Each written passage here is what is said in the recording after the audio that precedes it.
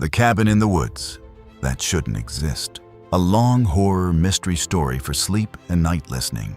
It started with a photograph, not a phone photo, not a digital image, a real photograph. The kind printed on old glossy paper, the kind people rarely carried anymore. On a rainy Thursday evening, Ethan Cole found it lying on the windshield of his car. At first, he assumed someone had left it there by accident. But when he picked it up, something felt wrong. The photograph showed a small wooden cabin deep inside a forest. Nothing unusual about that, except for one thing. Standing in front of the cabin was a man who looked exactly like Ethan. Same height, same dark hair, same face, even the same scar above his left eyebrow. Ethan stared at the image. His stomach tightened. Someone was playing a joke. It had to be. Yet when he turned the photo over, he found a handwritten message. Just 6 words. Come before the first snowfall. No signature, no explanation, no address, nothing. That night, Ethan couldn't sleep. He examined the photograph again and again. The image appeared old, very old. The corners were worn, the colors slightly faded. Yet the man standing beside the cabin was clearly him. That was impossible. The next morning, he began asking questions. No one knew anything. Friends thought it was a prank. Co-workers laughed. His sister told him to throw the photo away. He almost did. Almost. But curiosity has a strange way of growing stronger when answers are missing. Over the following week, Ethan became obsessed. Every spare moment was spent searching, studying the photograph, comparing landmarks, analyzing trees, mountains, shadows, anything that might reveal the location. Eventually, he noticed something. A distinctive rock formation in the background. After hours of research, he found a match. A remote section of forest nearly 200 miles north, an area called Black Pine Valley. 3 days later, Ethan packed supplies and drove north. The journey took most of the day. As civilization faded behind him, the roads became narrower, the forests thicker, the silence deeper.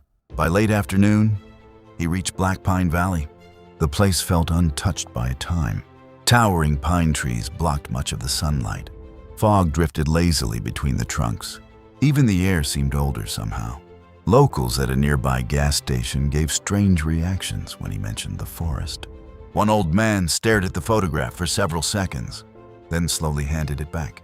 You shouldn't go looking for that place. Why? The old man's face turned pale, because some people find it. He paused. And some people don't come back. Naturally, that only increased Ethan's curiosity. The next morning, he entered the forest. For hours, he followed abandoned trails. Most led nowhere. Several disappeared completely, yet something kept drawing him deeper. By late afternoon, clouds covered the sky. The woods grew darker. A cold wind moved through the trees. Then he saw it, a narrow path he could have sworn wasn't there moments earlier. It curved between dense pines, almost hidden. Waiting, Ethan hesitated, then followed it. The path twisted through the forest for nearly 20 minutes. Eventually, the trees opened, and there it was. The cabin, exactly as it appeared in the photograph. Every detail matched. The weathered wooden walls, the stone chimney, the crooked porch, even the surrounding trees stood exactly where they should. For several seconds, Ethan simply stared. His heart pounded.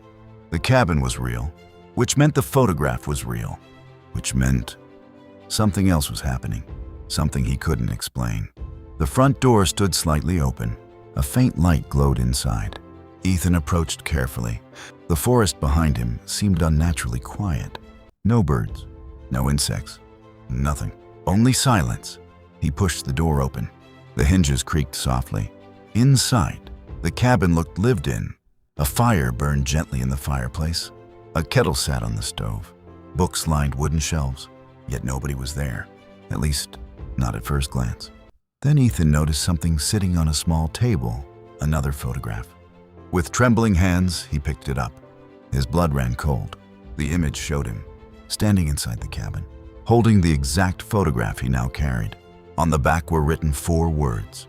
"You're almost out of time." Ethan dropped the photo. The room suddenly felt smaller, the air colder. Someone had been here, recently, watching him. waiting for him. That night, a storm trapped him inside. Heavy rain hammered the roof. Wind shook the windows. The forest beyond the glass disappeared into darkness. Unable to leave, Ethan explored the cabin. The deeper he searched, the stranger things became. Every room contained evidence of someone studying him. Old photographs, notes, drawings, journal entries, years of observations, his childhood, his teenage years, his adult life. Everything documented, everything recorded, as though someone had spent decades watching him. Then he found the basement. Hidden beneath a trapdoor, a narrow staircase descended into darkness. Carrying a flashlight, Ethan went down. The air smelled damp and ancient. At the bottom stood dozens of filing cabinets, thousands of papers, photographs, maps, records, all related to one person, him. Every decision, every relationship, every major event of his life. Cataloged, preserved, impossible. At the far end of the basement stood a single wooden door. Unlike everything else, it appeared new, recently built. A note was nailed to the center. It read, "Do not open until midnight." Ethan checked his watch. 11:17 p.m., 43 minutes remained. He should have left, should have ignored the note. Instead, he waited, because by then, answers mattered more than fear. The storm continued outside. The cabin groaned softly. Midnight approached. 11:58 p.m., 11:59 p.m., then midnight. The door slowly opened by itself. Beyond it was another room, perfectly illuminated, perfectly silent, and sitting at a desk was a man who looked exactly like Ethan. Same face, same voice, same scar, everything. The stranger smiled. "I've been waiting for you." Ethan couldn't speak. His mind struggled to process what he was seeing.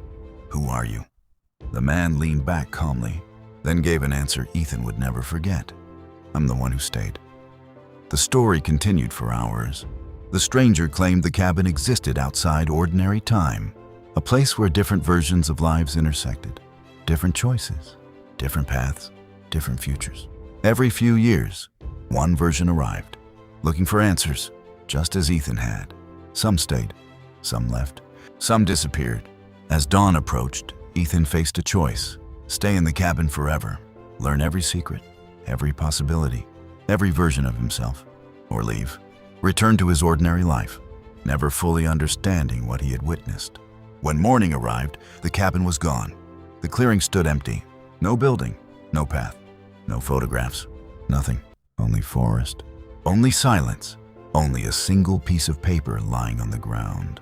Written across it were the same 6 words that began everything: "Come before the first snowfall." To this day, Ethan never tells people exactly what happened in Black Pine Valley. Most assume he invented the story. Others think it was a hallucination. A few believe him, but every winter, just before the season's first snowfall, he receives a photograph in the mail. Always the same cabin, always the same forest, and always one new message. A message that changes every year, as though someone or something is still waiting, watching. From a cabin in the woods that shouldn't exist,